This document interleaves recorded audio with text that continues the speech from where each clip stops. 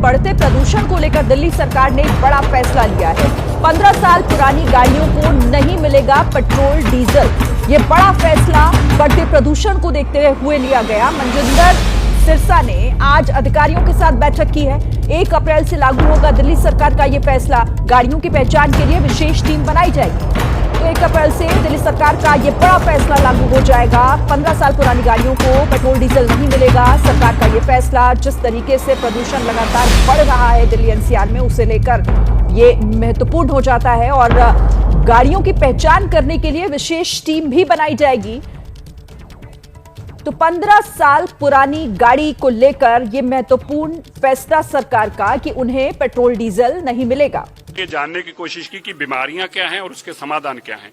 तो सबसे बड़ी पहली बीमारी ये पता चली कि पिछली सरकार ने एक भी कदम नहीं उठाया दिल्ली की पोल्यूशन को कम करने के लिए, चाहे वो पानी का पोल्यूशन हो चाहे हवा का। मैं आज जो बात करूं केवल हवा के पोल्यूशन की बात कर रहा हूं। एयर पोल्यूशन पे हमारी बैठक थी। अभी तक जो हमने फंड्स उनको दिए हैं उसको कभी यूटिलाइज किया ही नहीं गया। हजारों करोड़ रुपया एज इट इज पड़ा हुआ है जिसको नहीं किया गया। अभी हमने बहुत सारे आज पैरामीटर्स को तय किया है जो आने वाले दिनों में हम इंप्लीमेंट करने जा रहे हैं। 3 विषय हैं दिल्ली में। एक, पोल्यूशन जो है वो डस्ट पोल्यूशन है। दूसरा पोल्यूशन वो व्हीकल से पोल्यूशन दिल्ली के अंदर हो रहा है इन चीजों के, और तीसरा पोल्यूशन जो है वो भी कंस्ट्रक्शन से रिलेटेड है।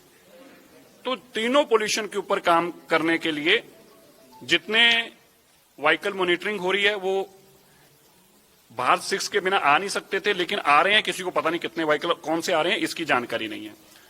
इसी तरह दिल्ली के अंदर जो पैसा हमने दिया था इनको वो था कि पानी के स्प्रिंकलर्स आ सकें।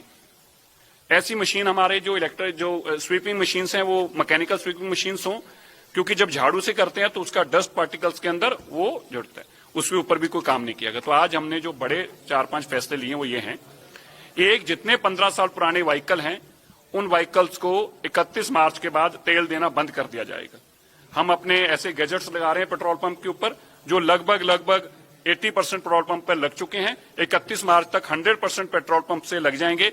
उसके बाद 15 साल पुराने व्हीकल को हम आइडेंटिफाई करेंगे और उसको कोई फ्यूल नहीं मिलेगा। आज ही हमारी सरकार इसकी जानकारी पेट्रोलियम मिनिस्ट्री के माध्यम से देगी कि आप कोई भी पेट्रोल पंप ऑनर जो है, मालिक जो है, वो 15 साल पुराने व्हीकल को डीजल पेट्रोल नहीं दे सकता।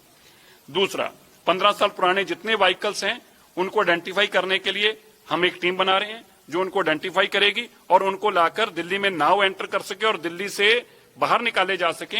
इसके लिए हमारी टीम अलग से काम करेगी। दिल्ली यूनिवर्सिटी स्टूडेंट्स को हम इसमें रोप इन कर रहे हैं।